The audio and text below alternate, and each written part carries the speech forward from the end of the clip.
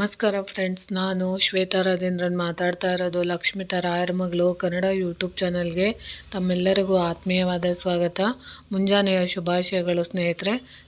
ಇವತ್ತಿನ ದಿನ ಬಂದು ಸರಸ್ವತಿ ಜಯಂತಿ ಆಗಿರೋದ್ರಿಂದ ಪ್ರತಿಯೊಬ್ಬರು ಕೂಡ ನಿಮ್ಮ ಮಕ್ಕಳ ವಿದ್ಯಾಭ್ಯಾಸಕ್ಕೆ ಮತ್ತು ನಿಮ್ಮ ಮಕ್ಕಳ ಉತ್ತಮ ಭವಿಷ್ಯಕ್ಕಾಗಿ ನೀವು ಸರಸ್ವತಿ ಪ್ರಾರ್ಥನೆಯನ್ನು ಮಾಡಬೇಕಾಗುತ್ತೆ. ಅದರಲ್ಲೂ ವಿಶೇಷವಾಗಿ ಎಲ್ಲಾದರೂ ನಿಮ್ಮ ಮನೆಯ ಸುತ್ತಮುತ್ತ ಸರಸ್ವತಿ ದೇವಸ್ಥಾನಗಳಿದ್ದರೆ ಅಲ್ಲಿ ನೀವು ಹೋಗಿ ಇವತ್ತಿನ ದಿನ ನಿಮ್ಮ ಮಕ್ಕಳು ವಿದ್ಯಾಭ್ಯಾಸ ಮಾಡುವಂತಹ ಪುಸ್ತಕಗಳಿರ್ಬೋದು, ಪೆನ್ನುಗಳಿರ್ಬೋದು, ಅದನ್ನು ನೀವು ತಗೊಂಡೋಗಿ ವಿಶೇಷವಾಗಿ ಸರಸ್ವತಿ ದೇವಸ್ಥಾನದಲ್ಲಿ ಅಲ್ಲಿ ದೇವಿಯ ಮುಂದೆ ಇಟ್ಟು ಕುಂಕುಮಾರ್ಚನೆ ಮಾಡಿಸೋ ಅಂಥದ್ದನ್ನು ನೀವು ಮಾಡಿಸ್ಬೇಕಾಗುತ್ತೆ. ಅದರಲ್ಲೂ ವಿಶೇಷವಾಗಿ ನಿಮ್ಮ ಮನೆಯಲ್ಲಿ ನಿಮ್ಮ ಮಕ್ಕಳಿಗೆ ಯಾವ ವಿಷಯ ನಿಮ್ಮ ಮಕ್ಕಳಿಗೆ ಜಾಸ್ತಿ ತುಂಬ ಕಷ್ಟ ಆಗ್ತಿದೆ, ಇವತ್ತಿನ ದಿನದಲ್ಲಿ ಗಣಿತ ಇರ್ಬೋದು, ಇಂಗ್ಲೀಷ್ ಇರ್ಬೋದು, ಹಿಂದಿ ಇರ್ಬೋದು, ಅಥವಾ ಯಾವ ಸಬ್ಜೆಕ್ಟಲ್ಲಿ ಅವರಿಗೆ ತುಂಬ ಕಷ್ಟ ಆಗ್ತಿದೆ ಅಂತ ನಿಮ್ಮ ಮಕ್ಕಳು ನಿಮ್ಮ ಹತ್ರ ಹೇಳ್ತಾ ಇರ್ತಾರೋ ಅಂಥ ವಿಷಯದ ಬಗ್ಗೆ, ಆ ಪುಸ್ತಕದ ಬಗ್ಗೆ ನಿಮಗೆ ತುಂಬ ಕಷ್ಟ ಆಗಿರೋಂಥ ಆ ವಿಷಯ ಇರೋಂಥ ಪುಸ್ತಕನ ನೀವು ತಗೊಂಡೋಗಿ ಆ ಸಬ್ಜೆಕ್ಟಿನ ಬುಕ್ಕನ್ನು ತಗೊಂಡೋಗಿ ಸರಸ್ವತಿ ದೇವಿ ಹತ್ತಿರ ಇಟ್ಟು ಅವರ ಹೆಸರಲ್ಲಿ ಕುಂಕುಮಾರ್ಚನೆ ಮಾಡಿಸೋ ಅಂಥದ್ದನ್ನು ಮಾಡಿದಾಗ ಖಂಡಿತವಾಗ್ಲೂ ಮಕ್ಕಳಲ್ಲಿ ಯಾವುದೋ ಒಂದು ರೀತಿಯಲ್ಲಿ ಅದು ಕಷ್ಟ ಆಗಿರೋವಂಥದ್ದು ಮುಂದಿನ ದಿನಗಳಲ್ಲಿ ಸುಲಭ ಆಗೋದಕ್ಕೆ ವಾಗ್ದೇವಿ ಖಂಡಿತವಾಗ್ಲೂ ಸಹಾಯ ಮಾಡ್ತಾರೆ. ಅದನ್ನು ನೀವು ಇವತ್ತಿನ ದಿನ ಮಾಡ್ಬೋದು. ಅದರಲ್ಲೂ ವಿಶೇಷವಾಗಿ ನೀವು ಸರಸ್ವತಿ ದೇವಸ್ಥಾನದಲ್ಲಿ ಸಂಜೆಯ ತನಕ ನಿಮಗೆ ಸಮಯ ಇರುತ್ತೆ. ಅಲ್ಲಿ ನೀವು ವಿಶೇಷವಾಗಿ ಸರಸ್ವತಿ ದೇವಸ್ಥಾನದಲ್ಲಿ ಯಾರಾದರೂ ನಿಮಗೆ ಯಾವುದಾದ್ರೂ ಕಾಂಪಿಟೇಟಿವ್ ಎಕ್ಸಾಮ್ಗಳಿಗೆ ನೀವು ತಯಾರಾಗ್ತಾ ಇದ್ದರೆ ಅಥವಾ ಸರ್ಕಾರಿ ನೌಕರಿಗಳಿಗೆ ಸಂಬಂಧಪಟ್ಟಂಥ ಸಿದ್ಧತೆಗಳನ್ನು ಮಾಡ್ತಾ ಇರೋವಂಥವ್ರು ಅಥವಾ ನಿಮಗೆ ಇಂಥದ್ದೇ ಉದ್ಯೋಗ ಬೇಕು ಅಂತ ಬಯಸೋ ಅಂಥವ್ರು, ಅದಕ್ಕೆ ಸಂಬಂಧಪಟ್ಟಂತಹ ಸರ್ಟಿಫಿಕೇಟ್ಗಳಿದ್ದರೆ ಅಂದರೆ ಪರೀಕ್ಷೆ ಬರೆಯೋವಂಥ ಸರ್ಟಿಫಿಕೇಟ್ಗಳು ಮತ್ತು ಅದರ ಜೊತೆಗೆ ನಿಮಗೆ ಆಲ್ ಟಿಕೆಟ್ಗಳು ಮತ್ತು ನಿಮಗೆ ಆ ವಿಷಯಕ್ಕೆ ಸಂಬಂಧಪಟ್ಟಂಥ ಪುಸ್ತಕಗಳು, ನೋಟ್ಸ್ಗಳು ಇದ್ದರೆ ಅದನ್ನು ನೀವು ತಗೊಂಡೋಗಿ ನೀವು ಪ್ರತಿದಿನ ಓದೋವಂಥ ಪುಸ್ತಕಗಳಿದ್ದರೆ ಅವನ್ನ ನೀವು ತಗೊಂಡೋಗಿ ಇವತ್ತಿನ ದಿನ ಸರಸ್ವತಿ ದೇವಿ ಮುಂದೆ ಇಟ್ಟು ನೀವು ಅರ್ಚನೆ ಮಾಡಿಸುವಂಥದ್ದನ್ನು ನೀವು ಮಾಡಿಸ್ಬೇಕಾಗುತ್ತೆ. ಅಕಸ್ಮಾತ್ ನಿಮಗೆ ಈ ವಿಡಿಯೋ ನೋಡಿ ನಿಮಗೆ ಸಂಜೆ ತನಕ ಸಮಯ ಇದ್ದರೆ ಅಭಿಷೇಕಕ್ಕೆ ಅಂತ ನೀವು ಹಾಲನ್ನು ಕೊಡೋ ಅಂಥದ್ದು, ಹಳದಿ ಹೂಗಳು ಮತ್ತು ಬಿಳಿ ಹೂಗಳನ್ನು ನೀವು ಸಮರ್ಪಣೆ ಮಾಡುವಂಥದ್ದು ಮತ್ತು ಬಾಳೆಹಣ್ಣುಗಳನ್ನು ನೀವು ದಾನವಾಗಿ ಕೊಡೋ ಅಂಥದ್ದು, ಮೊಸರನ್ನು ನೀವು ದಾನವಾಗಿ ಕೊಡೋ ಅಂಥದ್ದು. ಅದರಲ್ಲೂ ಮಕ್ಕಳ ವಿದ್ಯಾಭ್ಯಾಸ ನಿಮಗೆ ಚೆನ್ನಾಗಿ ಆಗಬೇಕು ಅಂತ ಬಯಸುವಂಥವ್ರು ಇವತ್ತಿನ ದಿನ ನೀವು ಜೇನುತುಪ್ಪ ಬಾಟಲನ್ನು ತಗೊಂಡೋಗಿ ಅಲ್ಲಿ ಸರಸ್ವತಿ ದೇವಿಯ ಮುಂದೆ ನೀವು ಅರ್ಚನೆ ಮಾಡಿಸಿ ಸರಸ್ವತಿ ದೇವಿಗೆ ಸಮರ್ಪಣೆ ಮಾಡಿಸಿ ತಂದು ಮನೆಯಲ್ಲಿ ಇಟ್ಟುಕೊಂಡು ನೀವು ಅದನ್ನು ನಿಮ್ಮ ಮಕ್ಕಳಿಗೆ ಒಂದೊಂದು ಸ್ಪೂನು ತಿನ್ನೋದಕ್ಕೆ ನೀವು ಕೊಡೋ ಅಂಥದ್ದನ್ನು ನೀವು ಮಾಡ್ಬೋದು. ಇನ್ನು ಮನೆಗಳಲ್ಲಿ ನೀವು ಸರಸ್ವತಿ ದೇವಿಯ ಪೂಜೆನ ಯಾವ ರೀತಿ ಮಾಡ್ಕೊಬೋದು ಅಂದರೆ, ನಿಮ್ಮ ಮನೆಯಲ್ಲಿ ಸರಸ್ವತಿ ದೇವಿಯ ಫೋಟೋ ಇದ್ದರೆ ಅಥವಾ ವಿಗ್ರಹಗಳಿದ್ದರೆ ಅದರ ಮುಂದೆ ನೀವು ವಿಶೇಷವಾಗಿ ನೀವು ಒಂದು ತಾಮ್ರದ ತಟ್ಟೆನ ನೀವು ತಗೋಬೇಕಾಗುತ್ತೆ. ಆ ತಾಮ್ರದ ತಟ್ಟೆಗೆ ನೀವು ವಿಶೇಷವಾಗಿ ವಿಳೆದೆಲೆನ ನೀವು ಇಟ್ಟು ಅದರ ಮೇಲೆ ನೀವು ಒಂದು ಬಟ್ಟಲ ಅಡಿಕೆನ ನೀವು ಇಟ್ಟು ಅದರ ಮೇಲೆ ನೀವು ಸರಸ್ವತಿ ನಾಮಾವಳಿಗಳನ್ನು ಹೇಳ್ಕೊಳ್ಳುವಂಥದ್ದು, ಸರಸ್ವತಿ ಅಷ್ಟೋತ್ತರಗಳನ್ನು ನೀವು ಹೇಳಿ ಕುಂಕುಮಾರ್ಚನೆನ ನೀವು ಮಾಡೋ ಅಂಥದ್ದು. ಅಂದರೆ ನಿಮ್ಮ ಮಕ್ಕಳು ಯಾವ ಬುಕ್ಕು ಓದ್ತಾ ಇದ್ದಾರೋ ಅಂಥ ಬುಕ್ಕನ್ನು ನೀವು ಒಂದು ಮಣೆನ ಹಾಸ್ಕೊಬೇಕು.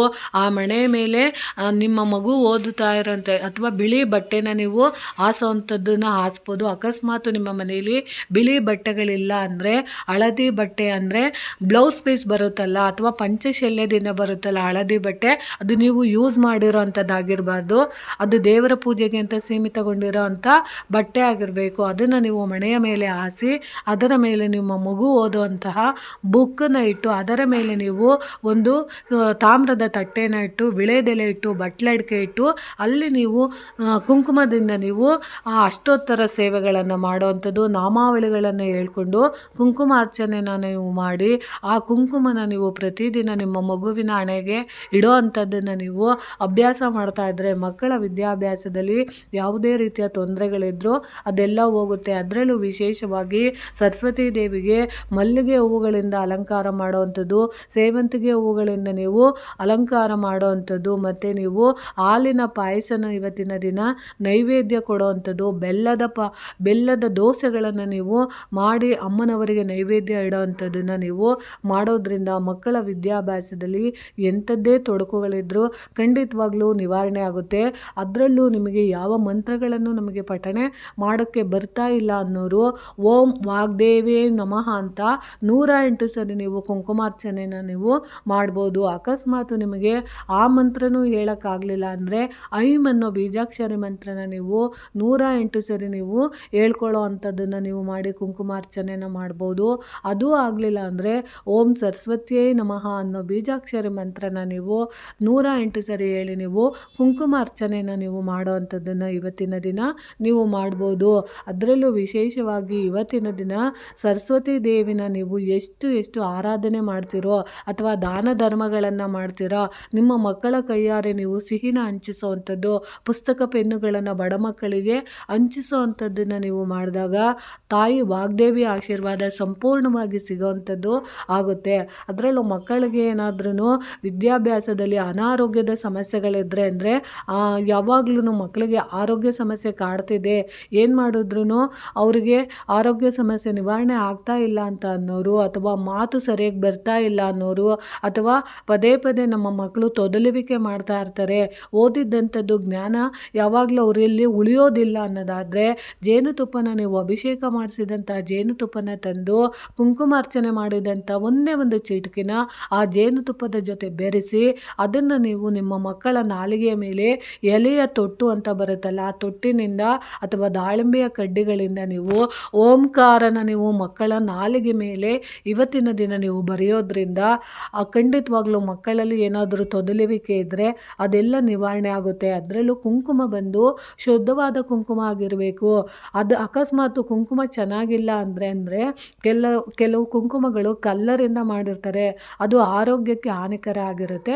ಶುದ್ಧವಾದ ಕುಂಕುಮ ಆದರೆ ತಾಳೆಗರಿ ಹೂಗಳಿಂದ ಮಾಡಿರೋಂಥ ಕುಂಕುಮ ಆದರೆ ಏನೂ ಪರವಾಗಿಲ್ಲ. ಅಕಸ್ಮಾತ್ ನಿಮಗೆ ಕುಂಕುಮನ ನಿಮಗೆ ಹಾಕೊಳ್ಳೋಕ್ಕಾಗಲಿಲ್ಲ ಅಂದರೆ ನೀವು ಸರಸ್ವತಿ ದೇವಿಯ ಮುಂದೆ ಇಟ್ಟಂಥ ಜೇನುತುಪ್ಪ ಅಭಿಷೇಕ ಮಾಡಿಸಿದಂಥದ್ದು ಅಥವಾ ಸರಸ್ವತಿ ದೇವಿಗೆ ಸಮರ್ಪಣೆ ಮಾಡಿದಂಥ ಜೇನುತುಪ್ಪನ ನೀವು ಅದನ್ನು ಮಾತ್ರ ನೀವು ನಿಮ್ಮ ಮಕ್ಕಳ ನಾಲಿಗೆ ಮೇಲೆ ಓಂಕಾರ ಬರೆಯೋ ಅಂಥದ್ದನ್ನು ನೀವು ಮಾಡಿದಾಗ ಖಂಡಿತವಾಗ್ಲೂ ಮಕ್ಕಳಲ್ಲಿ ನಾಲಿಗೆಯಲ್ಲಿ ಏನಾದರೂ ತೊದಲುವಿಕೆ ಇದ್ದರೆ ಅದು ಖಂಡಿತವಾಗ್ಲೂ ನಿವಾರಣೆ ಆಗುತ್ತೆ. ಇದೊಂದು ಸರಳ ಉಪಾಯ ಇವತ್ತಿನ ದಿನವೇ ನೀವು ಮಾಡ್ಕೊಬೇಕು. ಖಂಡಿತವಾಗ್ಲೂ ಮಾಡ್ಕೊಳ್ಳಿ. ಕೊನೆ ಪಕ್ಷ ಏನನ್ನೂ ಮಾಡೋಕ್ಕಾಗಲಿಲ್ಲ ಅಂದರೂ ಸರಸ್ವತಿ ದೇವಿಯ ಮುಂದೆ ನೀವು ನಾನು ಹೇಳಿದಂಥ ಬೀಜಾಕ್ಷರಿ ಮಂತ್ರನ ಹೇಳ್ಕೊಂಡು ಸಮರ್ಪಣೆ ಮಾಡಿ ಒಂದು ವಿಳೆಯದೆಲೆ ಮೇಲೆ ಆ ಕುಂಕುಮನ ಇಟ್ಟು ಬಟ್ಲಡಿಕೆನ ಇಟ್ಟು ಒಂದು ಏಲಕ್ಕಿ ಕಾಯಿನ ಇಟ್ಟು ನೀವು ಪ್ರಾರ್ಥನೆ ಮಾಡಿಕೊಂಡ್ರೆ ಸಾಕು. ಆ ಕುಂಕುಮನ ನೀವು ಹಣೆಗೆ ಧರಿಸೋದ್ರಿಂದ ಖಂಡಿತವಾಗ್ಲೂ ಸರಸ್ವತಿ ಅನುಗ್ರಹ ಆಗುತ್ತೆ ಅಂತ ತಿಳಿಸ್ಕೊಡ್ತಿದ್ದೀನಿ. ಮಾಹಿತಿ ಇಷ್ಟ ಆಗಿದೆ ಅಂದ್ಕೊತೀನಿ. ಪ್ರೀತಿಯ ಧನ್ಯವಾದಗಳು ಸ್ನೇಹಿತರೆ.